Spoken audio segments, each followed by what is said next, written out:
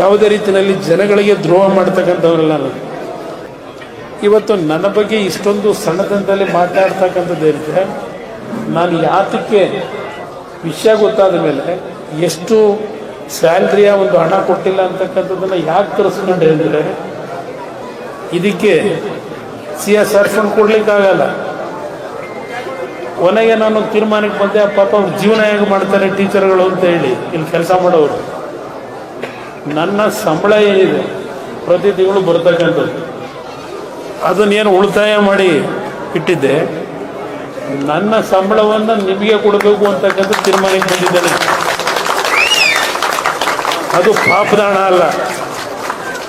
ನನಗೆ ಇವತ್ತು ಮಂತ್ರಿಯಾಗಿ ಕೆಲಸ ಮಾಡಬೇಕಾದ್ರೆ ಪ್ರತಿ ತಿಂಗಳು ಸಂಬಳ ಏನು ಬರ್ತಾ ಇದೆ, ಆ ಸಂಬಳದ ದುಡ್ಡನ್ನೇ ಇವತ್ತು ಎಲ್ಲ ಶಿಕ್ಷಕರಿಗೆ 13 ತಿಂಗಳು 26 ಲಕ್ಷ ರೂಪಾಯಿ ಪೇಮೆಂಟ್ ಇದೆ ಅಂತಕ್ಕಂಥದ್ದು ನನ್ನ ಗಮನ ಏನು ಸೆಳೆತಿದ್ದೀರಿ. ಪಕ್ಕದ ITI ಅಲ್ಲಿ ಕೆಲಸ ಮಾಡ್ತಕ್ಕಂಥವ್ರು ಇರ್ಬೋದು, ಇದೆಲ್ಲ ಸೇರಿ ನಾನೇನು ವರ್ಗಾವಣೆಗೆ ಯಾರ ಹತ್ರ ದುಡ್ಡು ತಗೊಳ್ಳಲ್ಲ, ಇಲ್ಲ ಯಾರಾದರೂ ಕೆಲಸ ತಗೊಳ್ಳಲ್ಲ.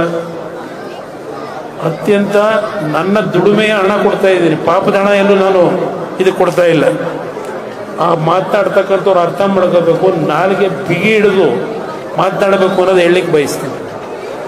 ನನಗೂ ಬೇರೆ ರಾಜಕಾರಣಿಗಳಿಗೂ ಭಾಳ ವ್ಯತ್ಯಾಸ ಇದೆ. ಅದರಿಂದ ನಾನು ಯಾವುದಾದ್ರೂ ಒಬ್ಬ ಸಾಮಾನ್ಯ ಪ್ರಜೆ ನನ್ನ ಒಂದು ವಿಷಯದಲ್ಲಿ ಚರ್ಚೆ ಮಾಡಿದ್ರೆ ಅತ್ಯಂತ ಗಂಭೀರವಾಗಿ ತೆಗೆದುಕೊಳ್ಳೋದು. ನಾನು ದಪ್ಪ ಚರ್ಮದ ವ್ಯಕ್ತಿ ಅಲ್ಲ, ನಾನು ಭಾಳ ಸೂಕ್ಷ್ಮ ಜೀವಿ. ನಾನು ಮರ್ಯಾದೆ ಕಾರಣ ನಾನು ಯಾವುದೇ ಕಾರಣಕ್ಕೂ ಯಾವುದೇ ರೀತಿಯಲ್ಲಿ ಜನಗಳಿಗೆ ದ್ರೋಹ ಮಾಡ್ತಕ್ಕಂಥವ್ರಲ್ಲ ನಾನು. ಅದಕ್ಕೋಸ್ಕರವಾಗಿ ಈ ಒಂದು ಶಾಲೆಯನ್ನು ದತ್ತು ತೆಗೆದುಕೊಳ್ತೀನಿ ಅಂತಕ್ಕಂಥದ್ದನ್ನು ಹೇಳಿದ್ದೇನೆ. ಇವತ್ತು ರಾಜ್ಯದಲ್ಲಿ ಈಗಾಗಲೇ 75 ಸ್ಕೂಲ್ಗಳನ್ನು ನವೀಕರಣ ಮಾಡ್ತಕ್ಕಂಥದ್ದಕ್ಕೆ ಈಗಾಗಲೇ CSR ಫಂಡನ್ನು ಕೊಡ್ತಕ್ಕಂಥದ್ದಕ್ಕೆ 24-25ನೇ ಸಾಲಿನ ವರ್ಷದಲ್ಲಿ 75 ಶಾಲೆಗಳ ಪುನರ್ ಏನೋ ಒಂದು ರಿಪೇರಿಗಳಾಗಬೇಕಾಗಿದೆ, ಹೊಸ ಕಟ್ಟಡಗಳಾಗಬೇಕು. ಇದಕ್ಕೆಲ್ಲ ಹಣದ ಒಂದು ವ್ಯವಸ್ಥೆಯನ್ನೇನು ಮಾಡಿದ್ದೇವೆ.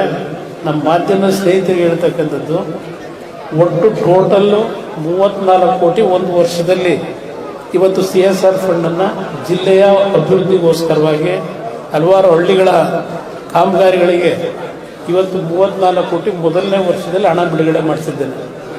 ಮತ್ತು ಇದೇ ವರ್ಷ 25-26ನೇ ಸಾಲಿಗೆ ಮತ್ತೆ ಪುನಃ ನಾನು 30-50 ಕೋಟಿ ಹಣನ ಜಿಲ್ಲೆಗೆ ಇವತ್ತು ತರಬೇಕು ಅಂತಕ್ಕಂಥದ್ದಕ್ಕೆ ಈಗಾಗಲೇ ಎಲ್ಲ ವಿಷಯದ ಚರ್ಚೆ ಮಾಡಿದ್ದೇನೆ ಕೆಲವು ಕಂಪನಿಗಳ ಜೊತೆಯಲ್ಲಿ. ನಾನು ಯಾವುದೇ ಕಾರಣಕ್ಕೂ ಈ ಜಿಲ್ಲೆಯ ಜನತೆಗೆ ಅನ್ಯಾಯಕ್ಕೆ ಅವಕಾಶ ಕೊಡೋನಲ್ಲ, ಇಲ್ಲ ನಿಮ್ಮ ಗೌರವ ಚ್ಯುತಿ ತರ್ತಕ್ಕಂಥ